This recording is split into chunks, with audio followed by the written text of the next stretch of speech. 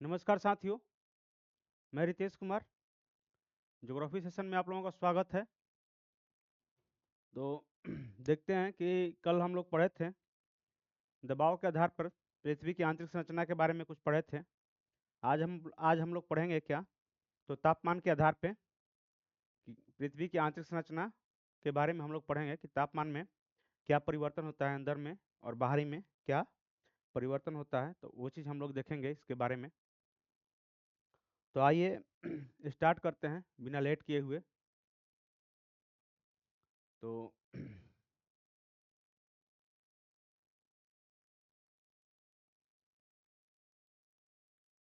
कोई कमेंट काम का नहीं आ रहा है, तो उसको पढ़ने से कोई फायदा है नहीं। नमस्कार नमस्कार, सब लोगों को नमस्कार।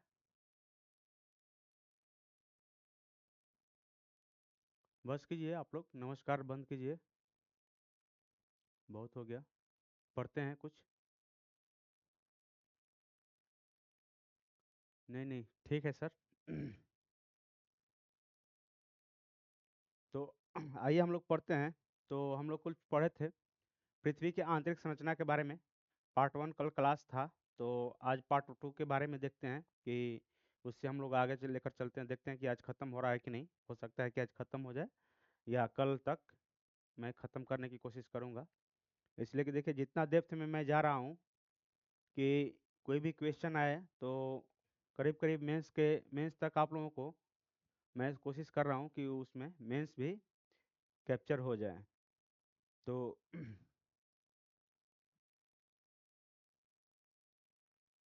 एक मिनट को लाइन पे।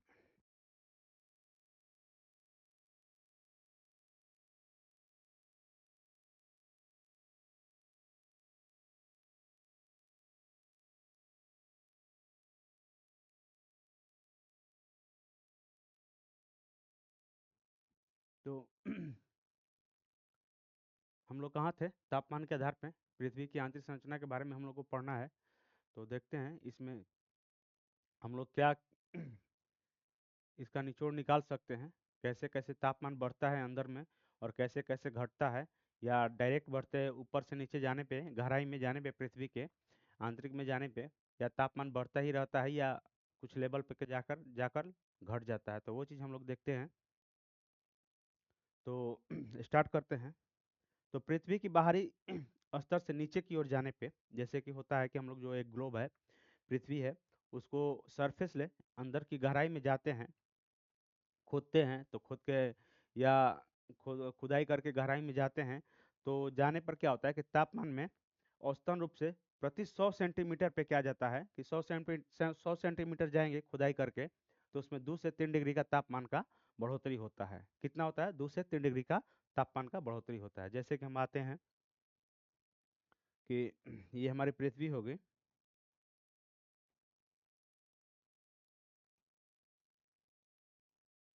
ये हमारा पृथ्वी हो गया। तो इसका लेयर बहुत सारा होगा इसमें।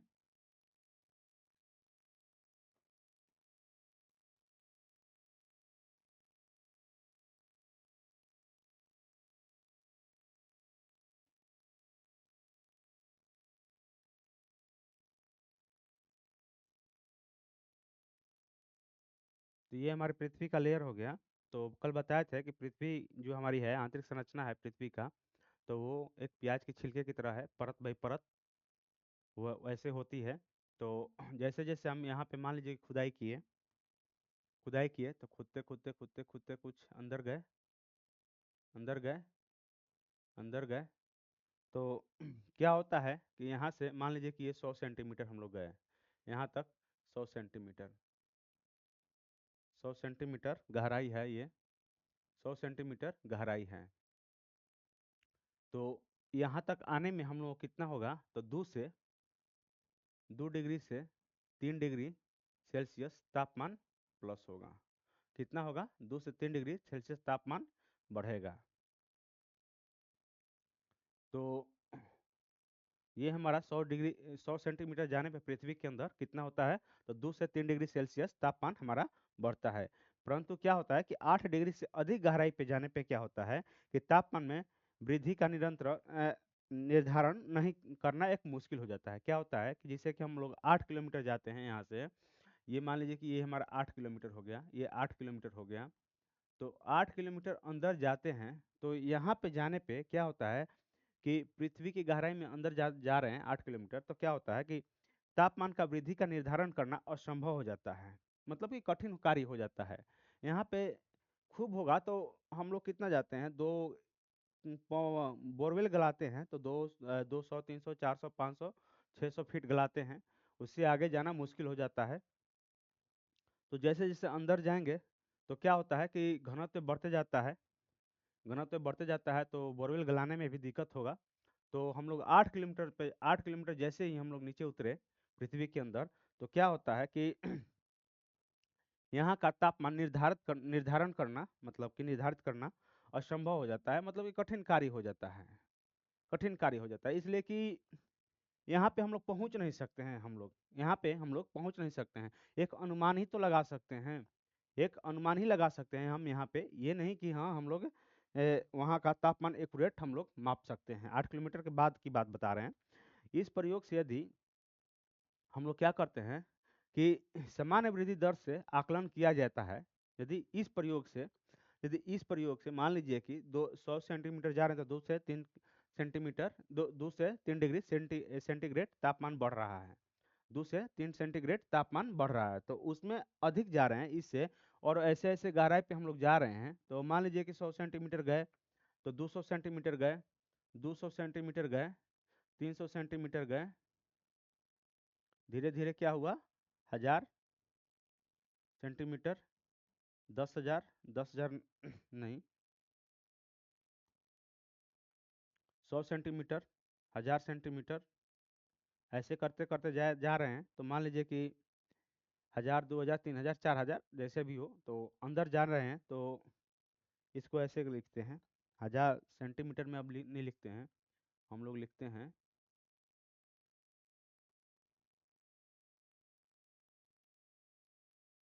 2 से 3 सेंटीमीटर। अब आते हैं, मान लीजिए कि हम यहाँ पे आते हैं 1000 सेंटीमीटर, 1000 सेंटीमीटर या 2000 सेंटीमीटर।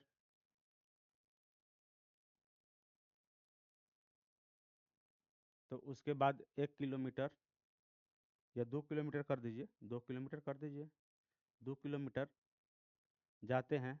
तो ऐसे ऐसे करके 8 किलोमीटर तक जाते हैं। 8 किलोमीटर तक जाते हैं। 8 किलोमीटर तक हम जो लोग जाते हैं, तो यहाँ तक आते आते हम लोग को इसका तापमान निर्धारण करना, मतलब कि बहुत कठिन, एक कठिन कार्य हो जाता है। तो ऐसे करके हम लोग जाते हैं, तो क्या होता है कि एक कठिन कार्य हो जाता है तापमान का निर्धारण करना। इसलिए कि इतना दूर तो हम लोग खुदाई करके जा सकते हैं, इतना दूर तक तो खुदाई करके जा सकते हैं। खूब होगा तो 2 किलोमीटर 3 किलोमीटर तक जा सकते हैं। कहीं रसिया में शायद 8 किलोमीटर तक खुदाई हुआ है। 8 की 11 किलोमीटर तक खुदाई हुआ है। तो वहाँ पे, वहाँ तो उसके बाद वहाँ तक, वहाँ से आगे भी खुदाई नहीं हो पाया है। तो इसके चलते उसके आगे तापमान का निर्धारण करना मुश्किल हो जाता है। और क्या होता है कि इस प्रयोग से यदि हम सामान्य वृद्धि दर से आकलन करते हैं, जैसे जैसे अंदर जाते हैं, तो 2900 किलोमीटर तक जा रहे हैं। यहाँ से हम लोग 2900 किलोमीटर तक जा रहे हैं। यहाँ तक 2900 किलोमीटर तक जा रहे हैं, किलोमीटर तक जा रहे हैं। तो यहाँ का तापमान कितना हो जाएगा, 2900 किलोमीटर तक जब हम लोग जाएंगे, तो यहाँ का तापमान कितना हो जाएगा। इस स्थिति से यदि 100 सेंटीमीटर जा रहे हैं तो 2 से 3 डिग्री बढ़ रहा है। तो इस स्थिति से हम लोग जा रहे हैं, तो यहाँ पे 2900 किलोमीटर तक जाएंगे तो 25,000 डिग्री सेल्सियस यहाँ का तापमान हो जाएगा। यहीं का 2900 किलोमीटर की बात बता रहे हैं। उसके बाद सोचिए कि अभी केंद्र में जाएंगे 6371 या 78 या 70 किलोमीटर जाते हैं, तो यहाँ का तापमान, और सोचिए कि इसके अनुसार ये दोगुना है, दोगुना से भी अधिक है। तो सोचिए कि 25 दूनी 50, 50,000, यानी 50,000 डिग्री सेल्सियस से भी अधिक यहाँ का तापमान हो जाएगा। यहाँ का तापमान कितना हो जाएगा, 50 या 50,000 डिग्री सेल्सियस तापमान प्लस होगा यहाँ पे। तो सोचिए कि यदि यहाँ पे 2900 किलोमीटर पे जा रहे हैं तो 25,000 हो रहा है।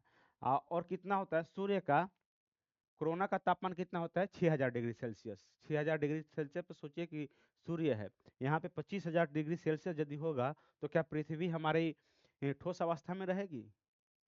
पृथ्वी हमारी ठोस अवस्था में होगी? नहीं, इसलिए कि सूर्य का तापमान कितना होता है 6000 डिग्री। 6000 डिग्री तापमान होता है। तो सोचिए कि 6000 डिग्री पे इतना उतना वहां से यहाँ पे तापमान आ रहा है। इतना हम लोग गर्मी के समय में आउट ऑफ कंट्रोल हो जाता है। आउट ऑफ कंट्रोल होता है, पृथ्वी की इतनी गर्म हो जाती है कि हम लोग बर्दाश्त नहीं कर पाते हैं। तो सोचिए कि पृथ्वी पे यदि 25,000 डिग्री सेल्सियस तापमान होगा तो यहाँ पे कोई पदार्थ बचेगा? नहीं बचेगा। तो इससे क्या पता चलता है कि जैसे जैसे हम लोग गहराई में जाते हैं तो इस आधार पे 2 से 3 डिग्री की सेल्सियस के आधार पे तापमान नहीं बढ़ता है। जैसे जैसे गहराई में जाते हैं तो कुछ दूरी जाके ये 2 से 3 डिग्री सेल्सियस नहीं बढ़ेगा, कुछ घटते घटते चला जाएगा। और इससे क्या हम लोग को पता चलता है कि जितना भी रेडियो सक्रिय तत्व है, जितना भी रेडियो सक्रिय तत्व है पृथ्वी के अंदर, वो पृथ्वी के ऊपरी सतह में ही पाई जाती है, निचली सतह में नहीं पाई जाती है। इससे क्या अनुमान लगाया जा सकता है कि जितना भी रेडियो सक्रिय तत्व है पृथ्वी के ऊपरी सतह में पाई जाती है, इसीलिए तापमान अधिक होता है ऊपरी सतह में। और निचली सतह में रेडियो सक्रिय तत्व पाया जाता तो यहाँ पे भी तापमान अधिक होता, इसलिए यहाँ पे तापमान अधिक नहीं है। तो ये गलत हो जाएगा आप लोगों को, ये भी गलत हो जाएगा। तो और ये भी गलत हो जाएगा। नहीं, ये तो सही होगा, सॉरी।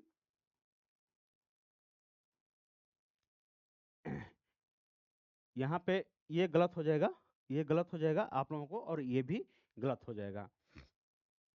तो इससे क्या पता चलता है कि यदि हम 25,000 डिग्री सेल्सियस यदि पृथ्वी का तापमान हो जाए तो ये सूर्य से भी या अधिक इसका, सूर्य से भी अधिक तापमान इसका मतलब कि हो जाएगा, सोचिए कि। तो इसके कारण हम लोग को इससे क्या पता चलता है कि जितना भी रेडियो सक्रिय तत्व है जो कि तापमान के लिए तापमान के लिए क्या होता है, वो आवश्यकता होता है इसकी, पृथ्वी की, तो वो पृथ्वी के ऊपरी सतह में ही पाई जाते हैं, निचली सतह में नहीं पाई जाती है। तो लिखवाएंगे, बेटा लिखवाएंगे इसको, कोई ये नहीं है। अभी मैं समझा रहा हूँ, आप समझो। मैं अभी समझा रहा हूँ, अभी समझो आप। उसके बाद हम आप लोगों को एक एक पॉइंट लिखवाएंगे। तो क्या होता है कि अब देखिए कि जैसे जैसे अंदर जा रहे हैं तो उस स्थिति से तो तापमान बढ़े तो 2900 किलोमीटर जा रहे हैं तो 25,000 डिग्री सेल्सियस, जबकि सूर्य का तापमान कितना होता है 6000 डिग्री सेल्सियस। तो 6000 डिग्री सेल्सियस पे वहां से यहाँ तक तापमान आ रहा है, तो सोचिए कि कितना हम लोग का ये प्रॉब्लम होता है गर्मी के टाइम में। तो इस कारण क्या होता है कि इससे हम लोग को क्या पता चलता है कि जैसे जैसे हम लोग पृथ्वी के अंदर जा रहे हैं तो वह 100 मीटर पे 2 से 3 डिग्री तापमान नहीं घटता है, बढ़ता है। जैसे जैसे अंदर जाएंगे वो 2 से 3 डिग्री का तापमान का अंतर बहुत ज्यादा हो जाएगा, धीरे धीरे घटने लगता है। इससे क्या पता चलता है कि जो भी रेडियो सक्रिय तत्व है यहाँ पे जो तापमान के लिए उत्तरदायी है, जो तापमान के लिए उत्तरदायी है रेडियो सक्रिय तत्व, तो वो पृथ्वी के ऊपरी सतह में ही पाया जाता है, बल्कि निचली सतह में नहीं पाया जाता है। तो ये चीज हमारा समझाने का एक प्रोसेस था जो कि आप लोगों को कोशिश किए समझाने के लिए। तो और आगे चलते हैं इसमें। अतः तापमान गहराई के साथ है वृद्धि, मतलब क्या होता है कि तापमान में गहराई के साथ है वृद्धि दर कम होती रहती है। वही है कि तापमान में गहराई के साथ जैसे जैसे गहराई में जाएंगे तापमान कम, तापमान में कमी होती रहेगी। तो ये है हमारा तापमान के। तो इसको हम लोग लिख लेते हैं, उसके बाद हम लोग आगे फिर चलते हैं।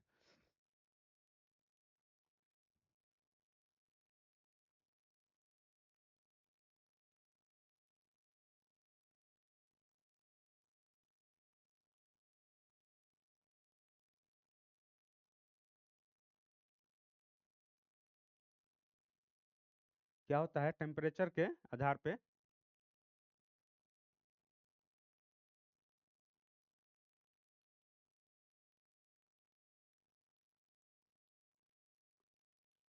टेम्परेचर के आधार पे हम लोग पृथ्वी की आंतरिक संरचना के बारे में कुछ जानते हैं। तो लिखते हैं यहाँ पे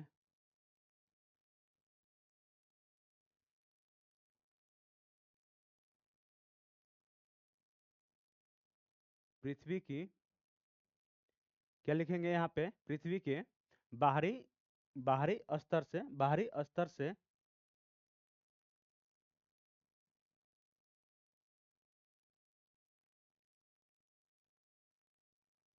पृथ्वी की बाहरी स्तर से नीचे की ओर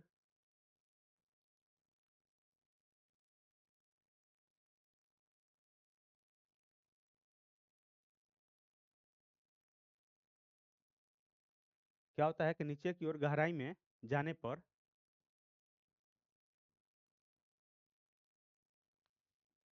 जाने पर क्या होता है,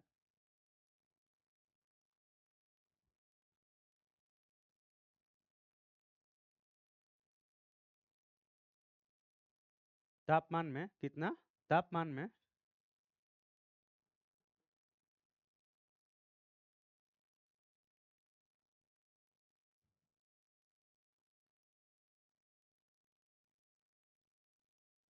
औसतन कितना होता है, औसतन औसतन रूप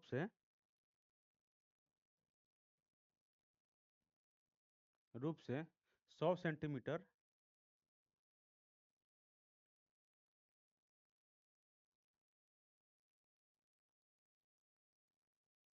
जाने पर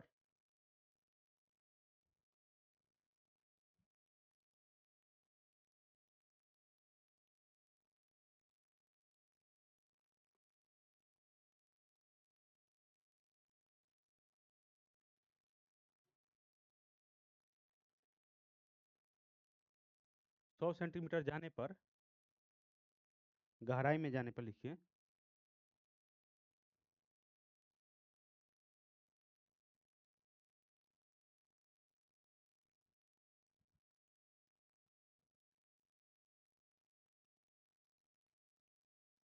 गहराई में जाने पर 2 डिग्री से 3 डिग्री सेल्सियस तापमान में वृद्धि होती, कितना है, 100 100 डिग्री, 100 100 सेंटीमीटर, 100 सेंटीमीटर गहराई में जाने पे क्या होता है,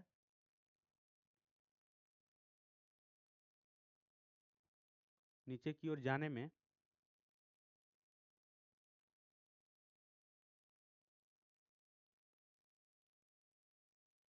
2 से 3 डिग्री तापमान में वृद्धि होती है। चलिए ठीक। तो परंतु क्या होता है कि अब आगे इसको और एक लाइन लिखते हैं यहाँ पे कि परंतु यदि हम लोग 8 किलोमीटर से अधिक गहराई में जाते हैं,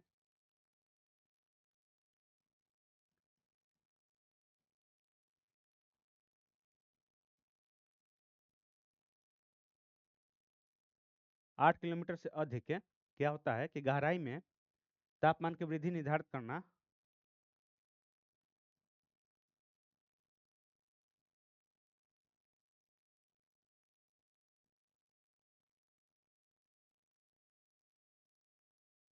तापमान का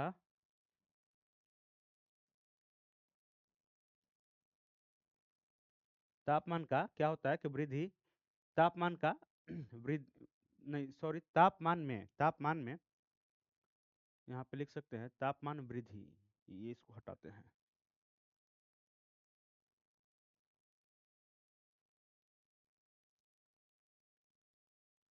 वृद्धि, तापमान वृद्धि, तापमान क्या होता है कि तापमान, परंतु 8 किलोमीटर से अधिक गहराई में तापमान वृद्धि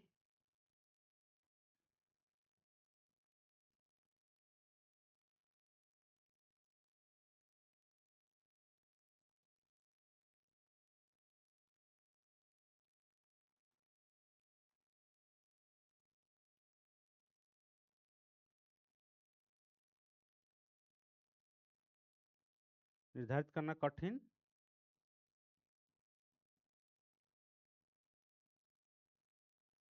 क्या होता है, कठिन हो जाता है। 8 किलोमीटर से अधिक गहराई पे जाने पे हम लोग का तापमान का निर्धारित करना कठिन हो जाता है, इसलिए कि वो दृश्यमान है, वहां पे जा नहीं सकते हैं। अब जा नहीं सकते हैं तो फिर तापमान का वृद्धि और कोई ऐसा हमारे पास अभी वैज्ञानिक शस्त्र नहीं बना है, अस्त्र नहीं बना है, जो कि हम लोग वहां तक उसका रे भेज सकें अंदर में, पृथ्वी के अंदर में।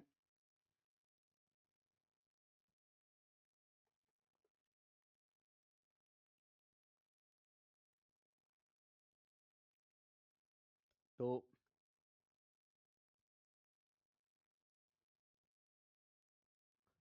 और आगे आइए।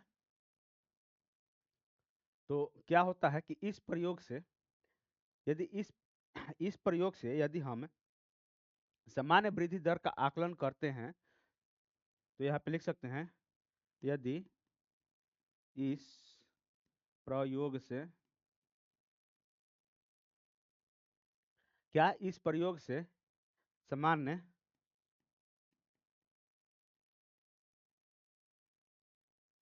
वृद्धि दर, सामान्य वृद्धि दर का आकलन किया जाए,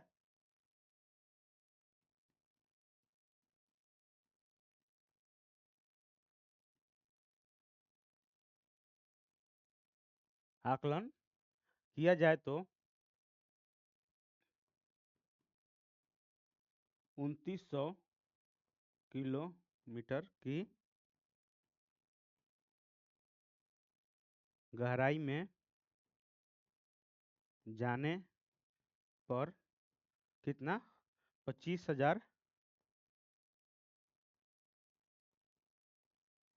डिग्री सेल्सियस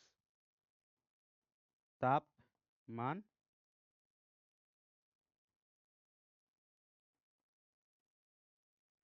पाया जाएगा।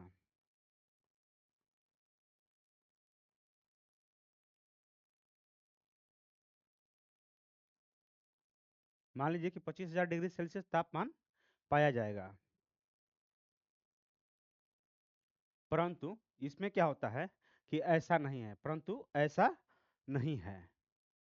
ऐसा हो सकता है, मान लीजिए कि यदि 25,000 डिग्री सेल्सियस तापमान हो जाए, तो सूर्य के भी तापमान से ये अधिक तापमान ये हो जाता है, तो सूर्य से भी अधिक ये पृथ्वी पे आग हो जाएगा।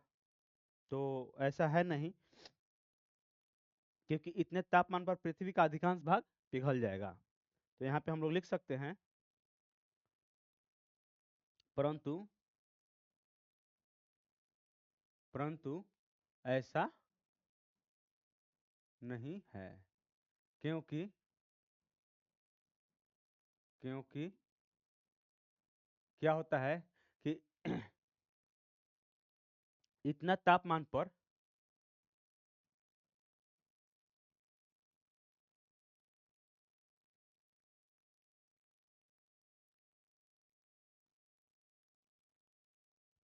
पृथ्वी का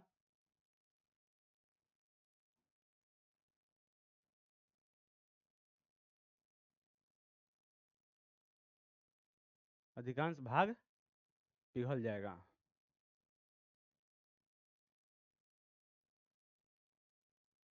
पिघल जाएगा।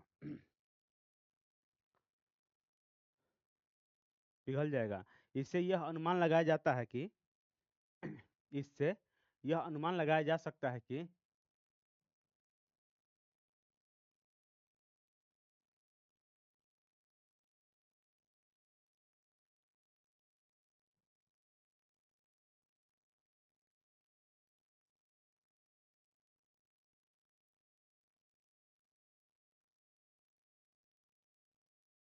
इससे यह अनुमान लगाया जा सकता है कि अधिकांश रेडियो सक्रिय तत्व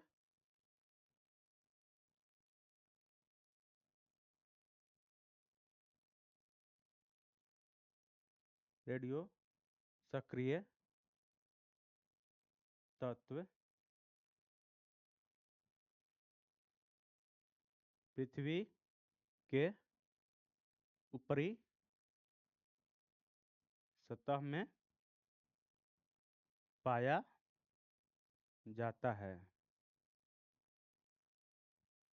इससे यह अनुमान लगाया जा सकता है कि अधिकांश रेडियो सक्रिय तत्व पृथ्वी के ऊपरी सतह में पाया जाता है। अतः तापमान क्या होता है कि अतः तापमान में गहराई के साथ वृद्धि दर कम होती है। ये लिख सकते हैं यहाँ पे, और एक लाइन, कि अतः है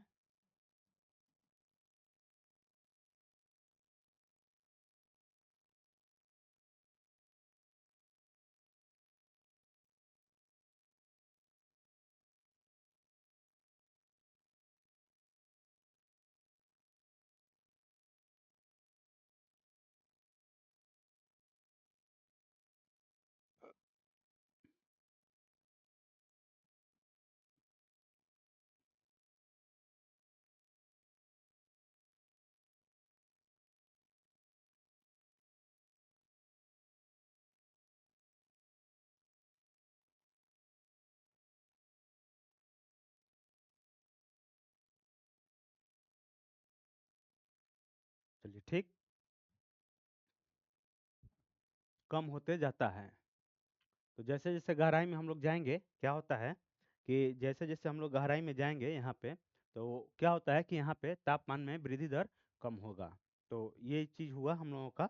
तो ये हमारा तापमान के आधार पे हम लोग पृथ्वी की आंतरिक संरचना के बारे में जाने कि पृथ्वी की आंतरिक संरचना की तापमान पे क्या क्या प्रभाव पड़ेगा, कैसे कैसे हो, कितना जाने पर कैसे तापमान बढ़ता है और कैसे घटता है।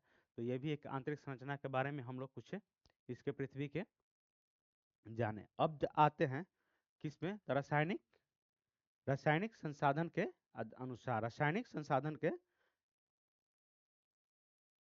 या संगठन के अनुसार हम लोग पृथ्वी की संरचना देखते हैं। पृथ्वी की संरचना क्या देखते हैं, तो पृथ्वी की संरचना देखते हैं अब कैसे, तो रासायनिक संगठन के आधार पर। अब देखते हैं यहाँ पे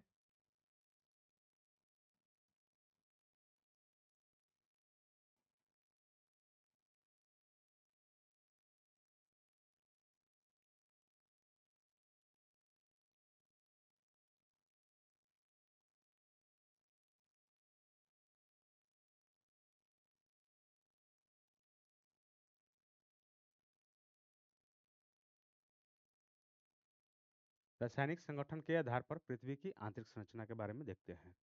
तो देखिए क्या होता है कि रासायनिक संगठन के आधार पर पृथ्वी को 3 भागों में बांटा गया है।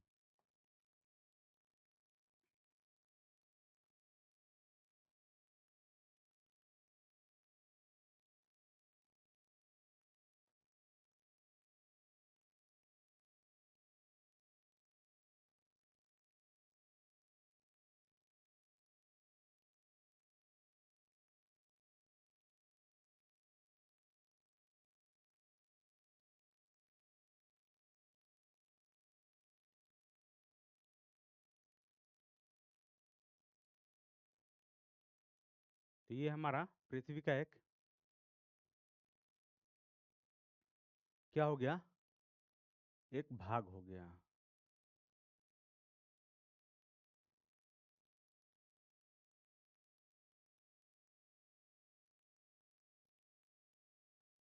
ये हमारा पृथ्वी का एक भाग हो गया। जैसे कि हम लोग जहाँ से निकालते हैं कि ये हमारा पृथ्वी हो गई, तो यहाँ से एक भाग, एक कोना काट कर हम लोग निकाल दिए, एक कोना काट के हम लोग निकाल दिए।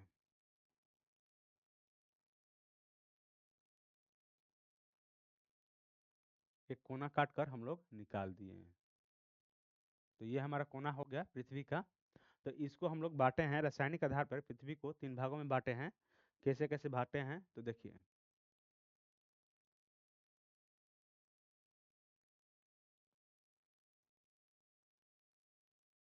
इसको क्या बोलते हैं, सियाल। इसको बोलते हैं सियाल। इसको क्या बोलते हैं, सीमा।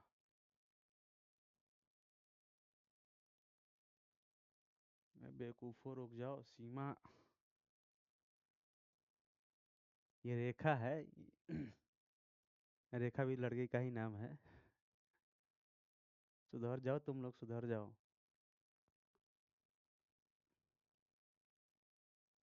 मुझे मालूम था कि कोई ना कोई कमेंट आएगा इस पे, तो सुधरने का किसी का चांस नहीं है। सुधर जाओ। तो ये कितना पाया जाता है हम लोगों को, तो 50 से 300, 50 से 300 किलोमीटर तक ये कितना पाया जाता है। तो ये पाया जाता है हम लोगों को सियाल सीमा, सीमा पाया जाता है हम लोगों को करीब करीब 1000 से 2000 के बीच में। 1000 किलोमीटर से 2000 किलोमीटर ये पाया जाता है। 2900 किलोमीटर से 6371 किलोमीटर तक। तो ये हमारे 3 रासायनिक संगठन के आधार पर पृथ्वी को 3 भागों में बांटा गया है, सियाल, सीमा और निफे। तो पहले हम पढ़ते हैं सियाल के बारे में कि सियाल कैसा अथी है। तो सियाल यह परत क्या होता है, सियाल जो परत है यह महाद्वीपीय और सादी शैलों से बना हुआ है। नहीं सॉरी, मैं अवसादी शैलों के नीचे मतलब स्थित है। जो अवसादी शैल है पृथ्वी के ऊपर जो एक परत है अवसादी शैल, यहाँ पे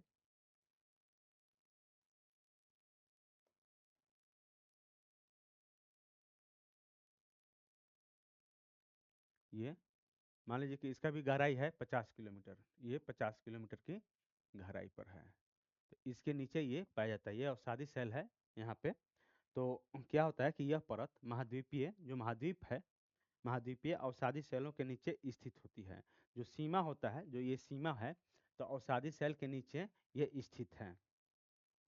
तथा इसका मुख्य क्या होता है, इसमें क्या होता है, मुख्य संगठन क्या क्या चीज होता है, तो ये क्या चीज से बना हुआ है, सिलिका और एल्युमिनियम से। ये सिलिका, सिलिका और एल्युमिनियम से,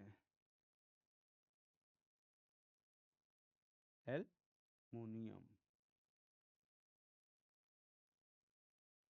सिलिका और एल्युमिनियम का ये सिलिका और एल्युमिनियम का संगठन है। इसमें क्या पाया जाता है, सिलिका और एल्युमिनियम पाया जाता है। इस क्षेत्र में क्या पाया जाता है, सिलिका और एल्युमिनियम। ठीक। और इसका औसतन घनत्व कितना होता है, इसका औसतन घनत्व कितना होता है, तो इसका घनत्व हो जाएगा, घनत्व घनत्व हो जाएगा 2.9 ग्राम प्रति सेंटीमीटर क्यूब। कितना हो जाएगा, औसतन घनत्व 2.9 ग्राम प्रति सेंटीमीटर क्यूब। अब क्या होता है, तथा परत की मोटाई में क्या होता है, परत की मोटाई लिख दिए यहाँ पे 300 से 50 से 300 किलोमीटर की मध्य ये होती है। यह समुद्र तल पे जैसे जैसे हम लोग समुद्र तल पे जाएंगे, इसको समुद्र तल पे जैसे जैसे जाएंगे तो क्या होगा यहाँ पे कि इसकी मोटाई घटेगी, इसकी मोटाई घटेगी। तो समुद्र तल पर ये इसकी मोटाई पतली होती जाती है, पतली होती है। तो ये चीज हम लोग लिख सकते हैं यहाँ पे। तो इसको आप लोग लिख सकते हैं, कोई दिक्कत नहीं है। जैसे जो भी हम लिखे हैं वैसे आप लोग लिख सकते हैं, इसमें वो कुछ लिखवाने की जरूरत नहीं है। जैसे कि अब सीमा के बारे में हम लोग लिख सकते हैं, ये हमारा हो गया सियाल। और हम लोग सीमा के बारे में हम लोग लिख सकते हैं यहाँ पे, सीमा के बारे में हम लोग लिख सकते हैं कि सीमा के बारे में ये हम लोग लिख सकते हैं कि यहाँ पे ये मुख्य संगठन क्या होता है, सिलिका और मैग्नीशियम का होता है। इसका मुख्य संगठन क्या होता है, तो ये सिलिका और मैग्नीशियम का बना होता है, सिलिका, सिलिका और मैग्नीशियम का, सीएम का बना होता है, एमजी, मैग्नीशियम का ये बना होता है, एसआई और एमजी का ये बना होता है। ये जो परत है, जो सीमा है, ये किस चीज का बना है, सिलिका और मैग्नीशियम मिलके इस क्षेत्र में सिलिका और मैग्नीशियम पाया जाता है। यह सियाल के ठीक नीचे है, ये सियाल के ठीक नीचे है, ये भी दिखाई दे रहा है आप लोगों को, ठीक नीचे है। तथा भारी क्या होता है कि ये भारी बेसाल्टिक अग्नेय चट्टान, क्या होता है कि भारी बेसाल्टिक अग्नेय चट्टान से बनी होती है। ये क्या होता है, ये इसको हम लिख सकते हैं एक और चीजें कि भारी, भारी बेसाल्टिक, बेसाल्ट, साल्ट अग्नेय,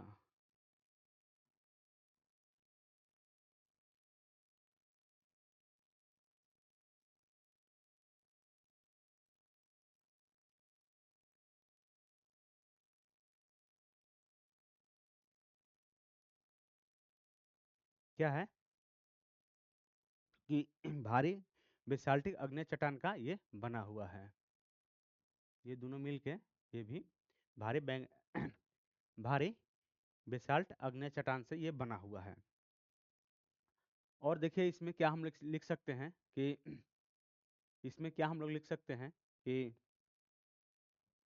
इस परत के औसतन घनत्व कितना होता है, तो इसका घनत्व कितना होगा, तो घनत्व, घनत्व कितना होगा इसका, तो इसका घनत्व शायद होता है 2.9 से 2.9 से 4.7 ग्राम प्रति सेंटीमीटर क्यूब, इसका घनत्व होता है।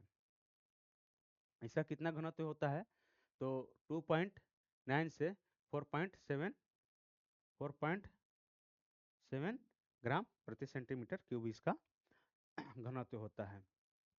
इसकी मोटाई कितनी होती है, तो मोटाई लिखे हैं 1000 से 2000 किलोमीटर के बीच में इसकी मोटाई होती है। तो ये हमारा नीफे है, सीमा है। और क्या होता है कि सीमा के बाद आता है हम लोगों को नीफे। नीफे के बारे में हम लोग कुछ लिख लेते हैं। तो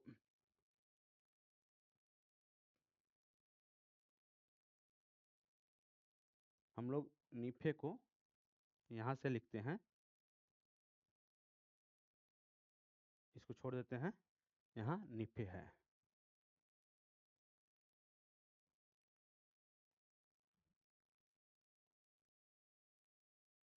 यहाँ से नीफे के बारे में हम लोग लिखते हैं। तो नीफे परत क्या है, ये किस किस चीज का बना है, तो निकिल और क्या है, निकिल और निकिल और क्या है, आयरन का बना हुआ है। यह परत, यह परत निकिल, निकिल Ni और आयरन, आयरन का बना हुआ है Fe। ये आयरन का बना हुआ है, निकिल आयरन और निकिल से मिलकर बना हुआ है, मिलकर बना हुआ है। यह सीमा के नीचे स्थित होती है, ये यहाँ पे सीधे दिखाई दे रहा है। इसका घनत्व लगभग कितना होता है, इसका घनत्व कितना होता है, तो घनत्व हम लोग लिख सकते हैं, घनत्व इसका होता है 11, औसतन घनत्व 11 सेंटीग्राम ग्राम प्रति सेंटीमीटर क्यूब इसका घनत्व होता है। इसका घनत्व होता है 11 सेंटीमीटर क्यूब। तो ये हमारा निकिल के बारे में है, ये सीमा के बारे में है, और ये सियाल के बारे में है। तो हम लोग ये सियाल, सीमा और निफे रासायनिक संगठन के आधार पर हम लोग पढ़े। तो अब देखते हैं पृथ्वी की उत्पत्ति के स्रोत देखते हैं। पृथ्वी की उत्पत्ति के स्रोत के स्तर पर हम लोग देखते हैं, प्राकृतिक स्रोत में देखते हैं हम लोग। ये अभी अप्राकृतिक स्रोत में ही थे, अब लोग हम आते हैं प्राकृतिक स्रोत में। हम लोग अभी तक अब अप्राकृतिक ही स्रोत है ये सब चीज, अब हम लोग आते हैं प्राकृतिक स्रोत में।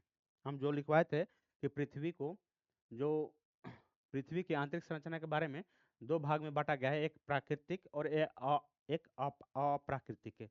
तो अप्राकृतिक पढ़ चुके हैं, अब हम लोग पढ़ते हैं प्राकृतिक।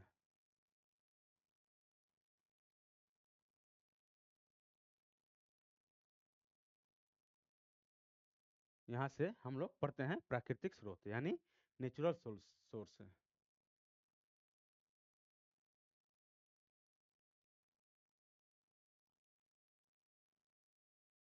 नेचुरल सोर्स है, इसके बारे में हम लोग पढ़ते हैं। तो देखिए, एक वैज्ञानिक थे हमारे, भौतिक वैज्ञानिक, भूगोल वैज्ञानिक, ग्राहम ग्राहम बेल थे, ग्राहम बेल थे। तो ये ग्राहम परिकल्पना, इन्होंने ग्राहम बेल ने एक परिकल्पना दिए थे कि पृथ्वी का केंद्र ठोस अवस्था में है। पृथ्वी का केंद्र ठोस अवस्था में है, जैसे कि हम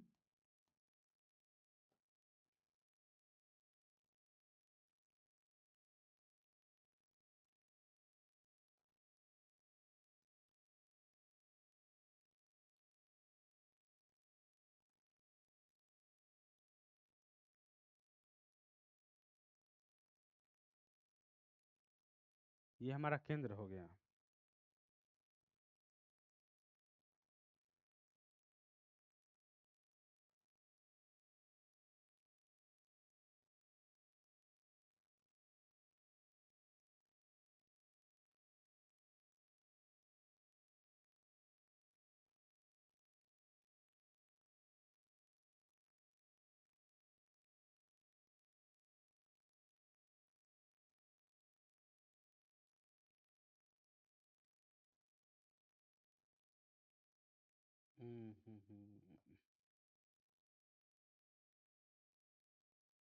ये हमारा केंद्र हो गया।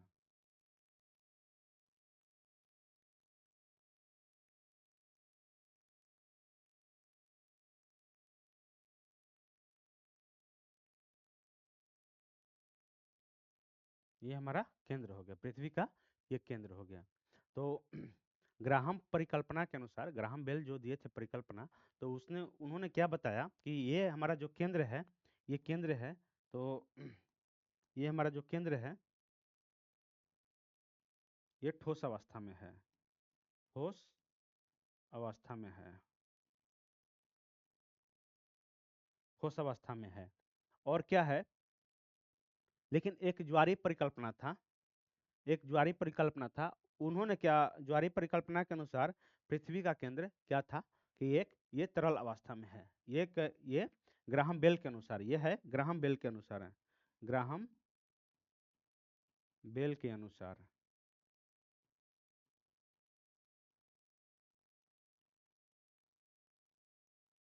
अनुसार। और क्या है, एक ज्वारीय परिकल्पना था, ज्वारीय परिकल्पना के अनुसार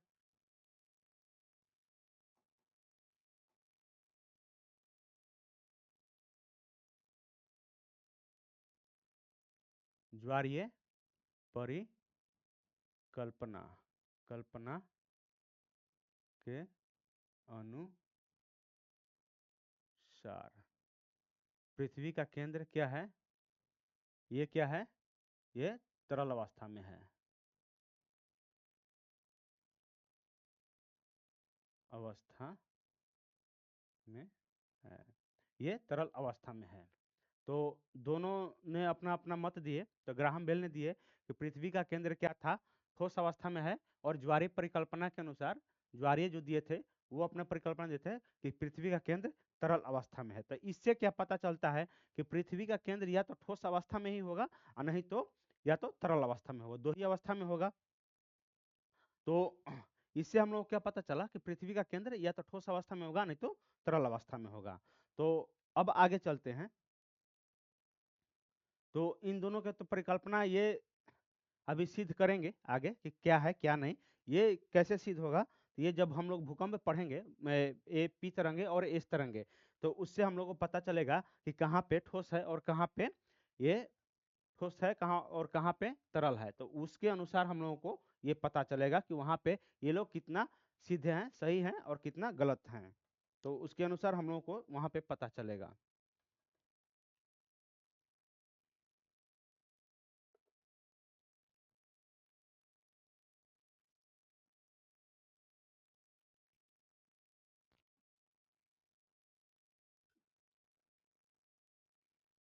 तो अब आते हैं हम लोग कहाँ पे, तो अब एक ज्वालामुखी स्रोत से हम लोग आते हैं, ज्वालामुखी स्रोत से हम लोग आते हैं।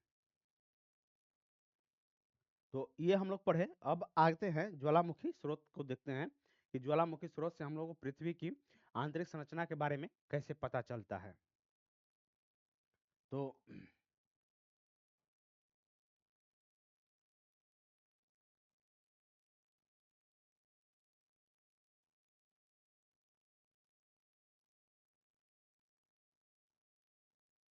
ज्वालामुखी स्रोत, तो ज्वालामुखी स्रोत से क्या होता है कि इससे क्या पता चलता है हम लोगों को कि, इससे क्या पता चलता है कि जब ज्वालामुखी, जब मैग्मा, पृथ्वी के अंदर तरल पदार्थ है, कुछ मैग्मा, तरल नहीं उसको बोलेंगे, एक मैग्मा बोलेंगे, जो कि एक दही जैसा होता है, जमा हुआ दही होता है, जो कि रात में दूध में डाल दिया जाता है और उसके बाद क्या होता है कि वो सुबह में देखने पे गढ़ा होता है। तो गढ़ा मैग्मा वैसे ही गढ़ा होता है और वो पीला टाइप पे ही होता है, जिससे कि आग, आग का गोला होता है वैसे वो गढ़ा टाइप पे होता है, उसमें तापमान होता है। तो ज्वालामुखी उद्गार के निकलने से क्या होता है कि जब लावा बाहर आएगा पृथ्वी से, तो क्या होगा कि देखिए, जैसे हम एक चित्र बनाते हैं आप लोगों के लिए। ये हमारा पृथ्वी हो गई। तो क्या हो गया कि इसमें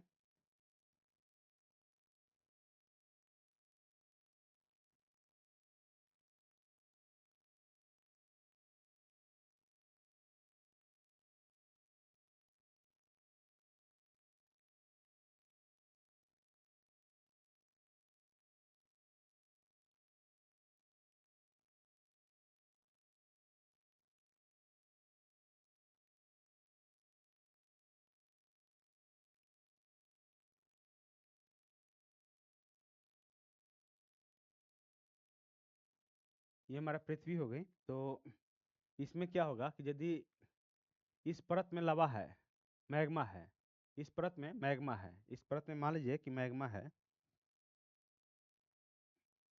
इस परत में क्या है कि मैग्मा है, मान लीजिए कि यहाँ पे मैग्मा है, यहाँ पे मैग्मा है भरा हुआ।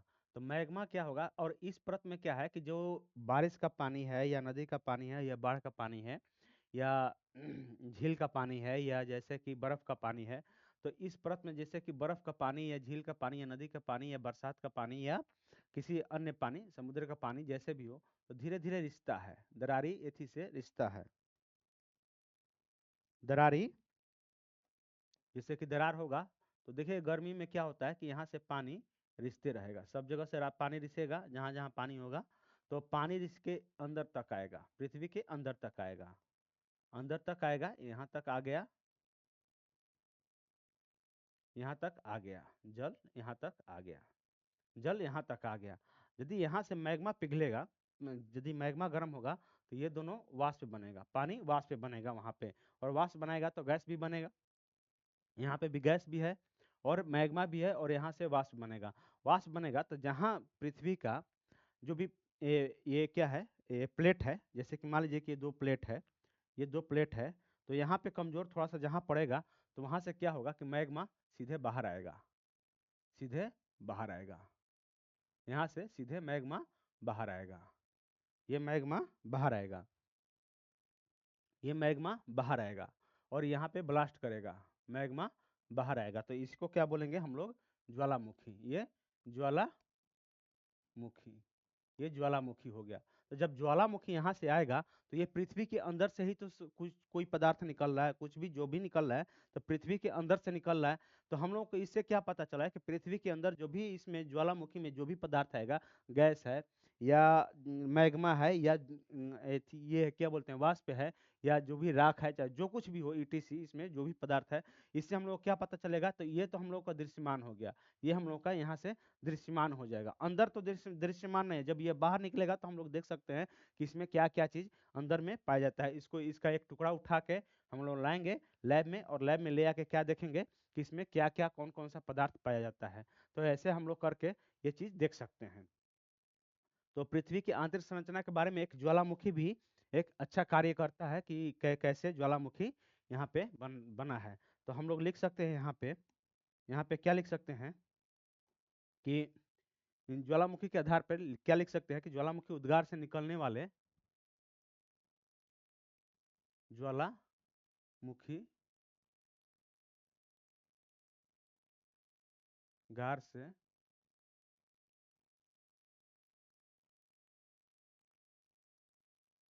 निकलने वाले क्या होता है, गैस व तरल मैग्मा,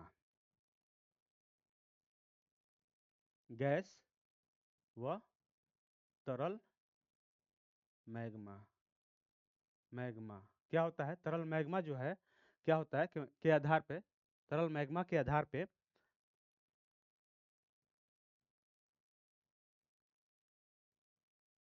पर क्या होता है कि आधार पर यह स्पष्ट हो जाता है कि, यह स्पष्ट होता है कि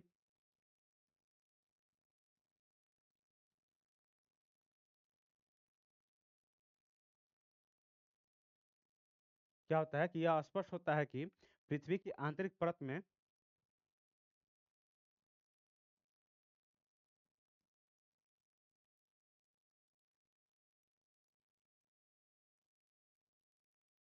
परत में कहीं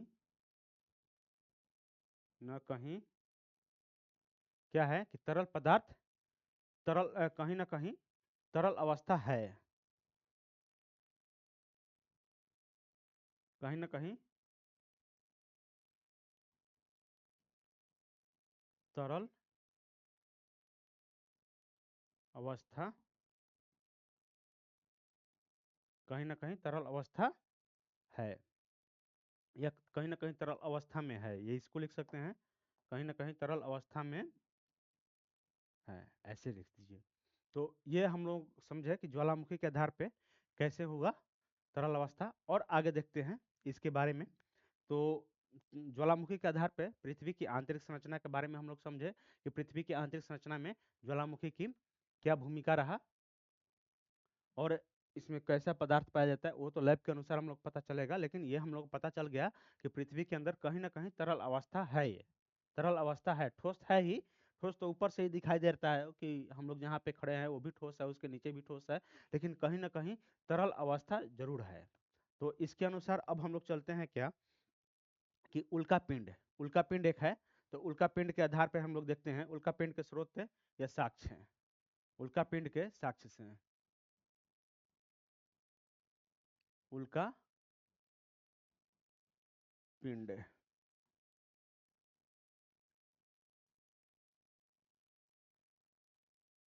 स्रोत से, उल्का पिंड के स्रोत से हम लोग देखते हैं कि उल्का पिंड वे ठोस संरचना है। जैसे कि मान लीजिए कि हमारा पृथ्वी हो गई है, तो ये हमारा पृथ्वी हो गया, और ये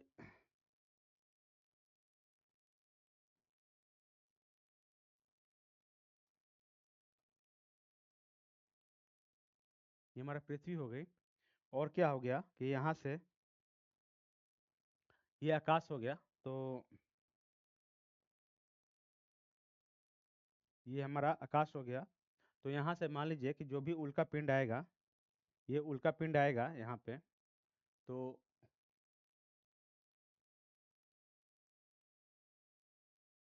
ये हमारा उल्का पिंड है। ये हमारा उल्का पिंड बन के आ रहा है पृथ्वी पे।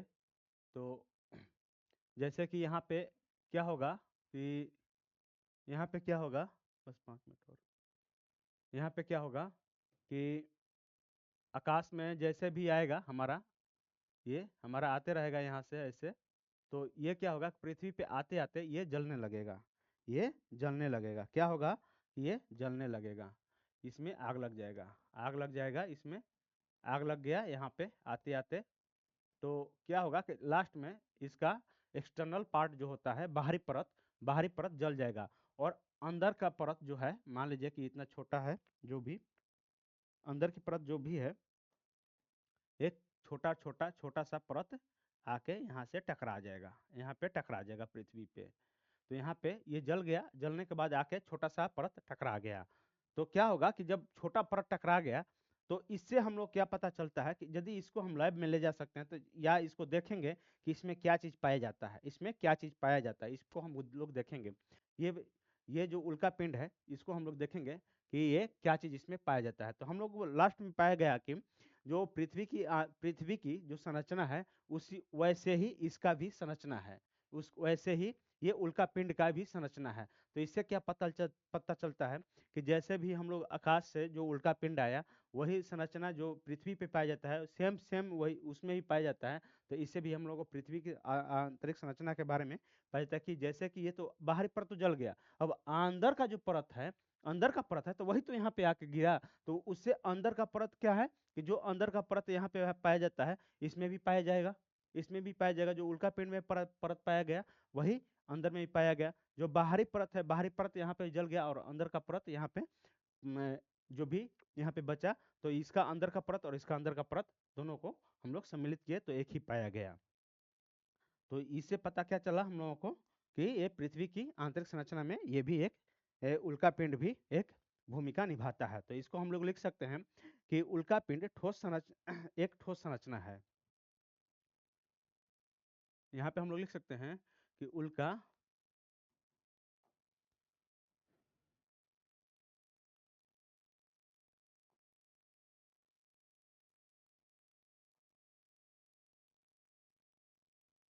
उल्का पिंड एक ठोस संरचना है। क्या है, ठोस संरचना है, जो स्वतः रूप से अंतरिक्ष में तैर रहा है, जो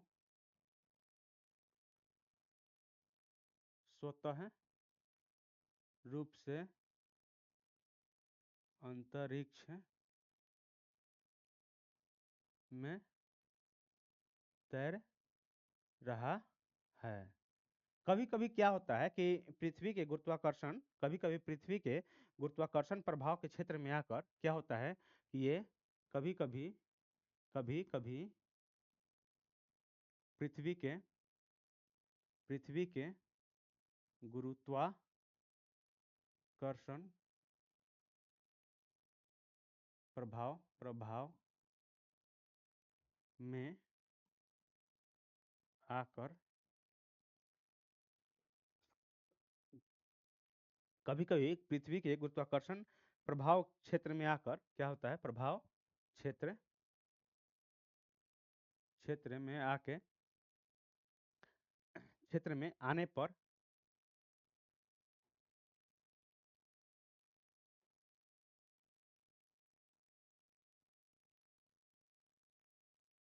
पर क्या होता है कि आने पर ये पिंड पृथ्वी से क्या होता है,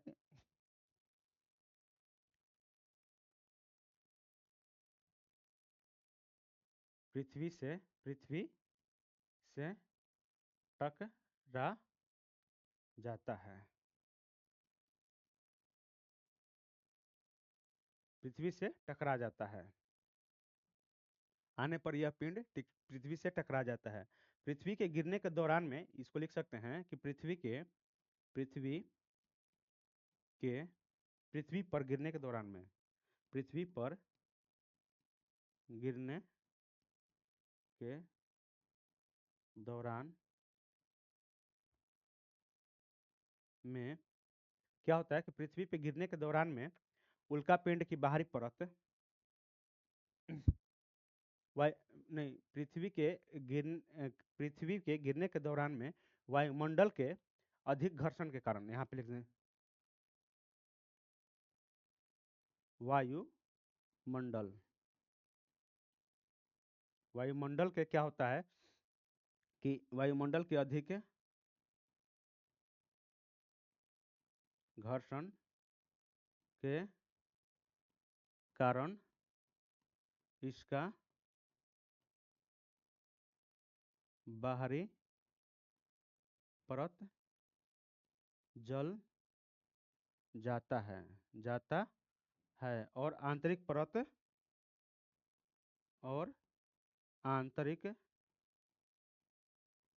परत पृथ्वी पर पृथ्वी पर टकरा जाता है,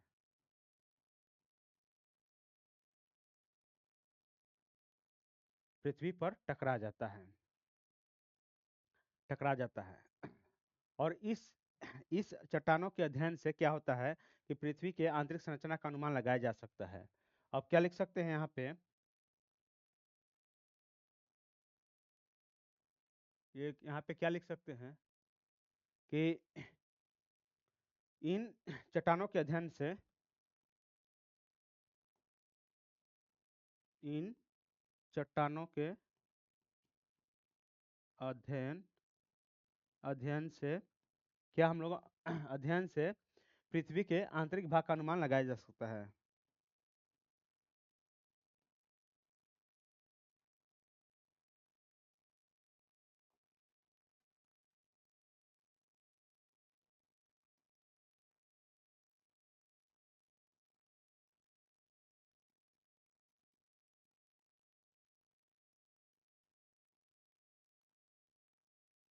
जा सकता